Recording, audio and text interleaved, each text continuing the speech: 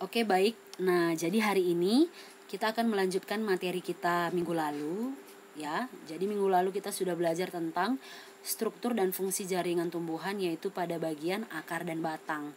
Nah, yang kita bahas hari ini adalah struktur dan fungsi jaringan yang terdapat pada daun dan bunga. Oke. Oke, langsung kita bahas yang ketiga, itu daun. Nah, jadi struktur anatomis daun terdiri dari epidermis, kemudian ada mesofil atau daging daun, yang ketiga ada berkas pembuluh atau berkas pengangkut. Nah, yang pertama kita bahas itu adalah epidermis. Nah, jadi epidermis pada bagian daun itu terdapat pada bagian permukaan atas dan permukaan bawah daun. Nah, jadi ketika kalian melihat daun, ya, yang kalian lihat di bagian atas maupun bagian bawah daun itu, itulah bagian epidermisnya, gitu. Nah, fungsi epidermis ini, ya, untuk melindungi jaringan yang terdapat di sebelah dalam. Nah, kemudian pada lapisan epidermis ini, baik di sebelah atas maupun di sebelah bawah, dia nanti terdapat yang namanya celah atau stomata. Nah, fungsi stomata itu adalah sebagai tempat pertukaran gas, yaitu oksigen dan karbon dioksida. Nah, kemudian yang kedua kita bahas adalah mesofil atau daging daun. Nah, jadi mesofil ini letaknya di antara epidermis atas dan epidermis bawah. Nah, jadi pada jaringan mesofil ini terdapat jaringan tiang, ya, jaringan tiang atau palisade dan jaringan bunga karang atau spons.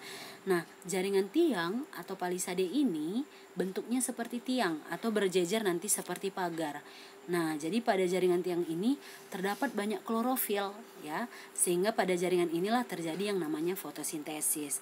Makanya seperti yang sudah kita tahu bahwasanya di daun lah terjadi yang namanya fotosintesis, tetapi tepatnya di jaringan tiang atau palisade. Oke. Nah, yang ketiga tadi adalah bunga karang atau spons. Nah, jadi kalau dia bunga karang atau spons ini strukturnya itu terdapat banyak rongga udara, gitu. Nah, nanti fungsi dari bunga karang atau spons ini sebagai tempat pertukaran dan penyimpanan gas serta penyimpanan hasil fotosintesis. Oke. Nah, yang ketiga ada berkas pengangkut. Nah, berkas pengangkut pada daun itu terdiri atas xilem dan floem. Nah, xilem dan floem ini nanti terdapat pada tulang daun. Nah, kemudian pada minggu lalu kan udah kita bahas juga bahwasanya fungsi xilem itu adalah mengangkut air dan zat hara dari tanah ke daun, ya. Sedangkan nanti kalau dia floem, dia mengangkut hasil fotosintesis dari daun ke seluruh bagian tumbuhan. Oke. Kita lanjut. Nah, ini merupakan gambar struktur anatomi daun dikotil dan anatomi daun monokotil. Nah, jadi kalau misalnya kita iris melintang daun, kemudian kita amati di bawah mikroskop, nah jadi kurang lebih gambarnya seperti yang ada pada PowerPoint kita. Oke. Nah, yang pertama anatomi daun dikotil. Yang pertama tadi bagian atas dan bagian bawah ada epidermis atas dan ada epidermis bawah. Oke, bisa langsung kalian lihat. Kemudian ada namanya parenkim palisade, ya. Parenkim palisade tadi atau jaringan tiang, ya, ini, ya. Semua yang ini adalah jaringan tiang. Jadi bentuknya itu seperti tiang, ya, tegak dan berbentuk berjejer seperti pagar.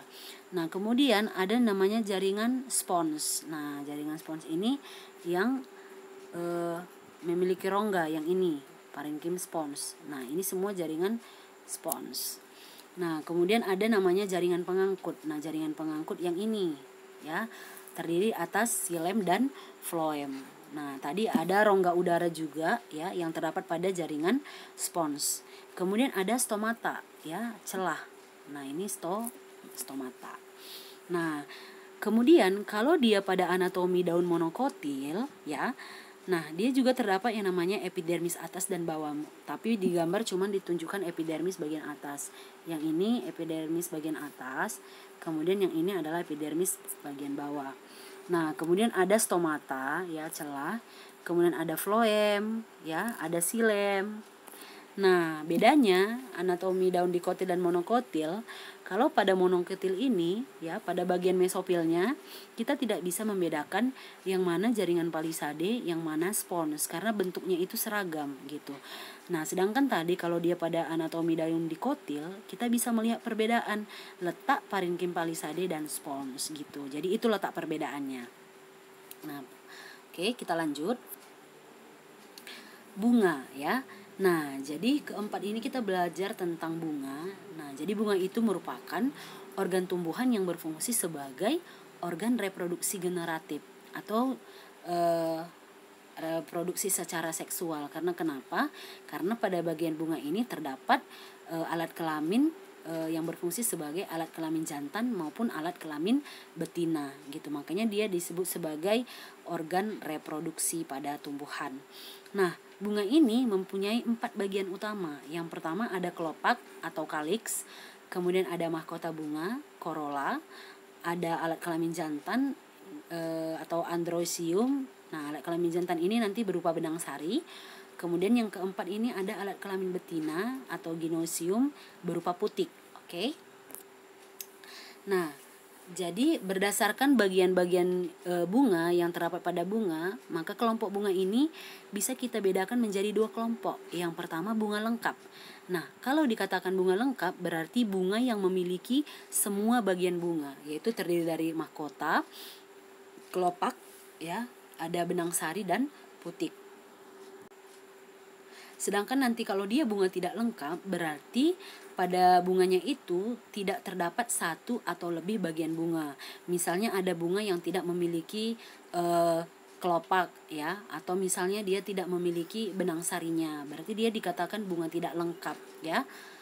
Oke, kita lanjut. Berdasarkan keberadaan alat reproduksinya atau alat kelaminnya, nah, kelompok bunga juga bisa dibedakan menjadi dua macam. Yang pertama ada bunga sempurna. Nah, kalau dia bunga sempurna, bunga yang memiliki putik dan benang sari dalam satu tangkai bunga gitu. Makanya dia disebut juga dengan bunga banci atau hermafrodit. Nah, sedangkan kalau dia bunga tidak sempurna ya, berarti bunga yang hanya memiliki salah satu alat kelamin saja. Nah, bisa kita bedakan menjadi bunga jantan dan bunga betina. Nah, kalau dia bunga jantan, dia hanya memiliki benang sari saja. Nah, sedangkan kalau dia bunga betina, pada bunga itu hanya memiliki putik saja gitu. Makanya dia dibilang bunga tidak sempurna. Nah, ini merupakan contoh bunga lengkap ya. Ini contohnya pada bunga Hibiscus rosa sinensis atau bunga kembang sepatu. Oke, kita bahas satu-satu ya. Nah, yang pertama ada tangkai bunga. Nah, kemudian ada kelopak bunga ya, kelopak bunga yang ini ya. Kelopak bunga ini biasanya berada di sebelah luar dan dia biasanya berwarna hijau gitu. Namun nanti kalau misalnya dia belum dewasa biasanya dia itu menguncup ya. Kemudian ada mahkota bunga yang ini ya, mahkota bunga. Nah, jadi mahkota bunga ini pada tumbuhan itu biasanya dia yang berwarna. Jadi ketika kalian melihat bunga ada yang berwarna merah, berwarna kuning, putih, semua yang kalian lihat itu adalah bagian mahkota bunganya. Nah, tujuan dari adanya warna daripada mahkota bunga ini adalah supaya serangga ya, supaya serangga ini tertarik untuk hinggap di bunga gitu. Artinya kan bunga ini kan, maksud ibu serangga ini juga kan berfungsi dalam membantu proses penyerbukan pada bunga gitu ya. Kemudian ada namanya benang sari ya. Benang sari ini terdiri dari kepala sari dan tangkai sari. Boleh kalian lihat ya. Kemudian ada yang namanya putik. Nah, putik ini terdiri dari 3 bagian. Bisa kalian lihat di gambar. Ada kepala putik, ada tangkai putik, dan ada dasar putik ya. Dasar putik ini atau bisa juga disebut dengan bakal buah. Nah, kemudian di dalamnya ada namanya bakal biji.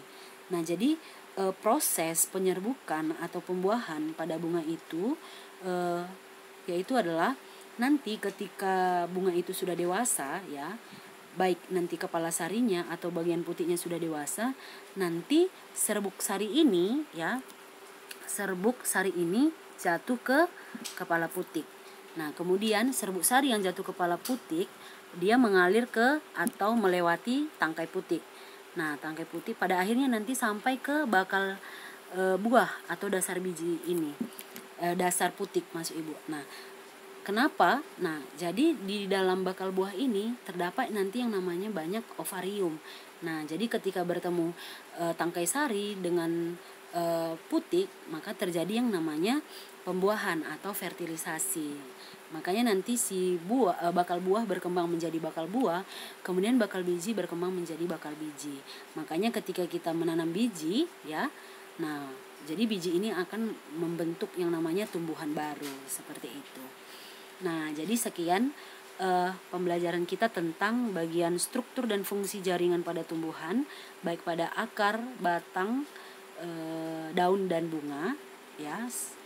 Bagi kalian yang ada yang tidak paham boleh ditanya di Google Classroom. Sekian dan terima kasih.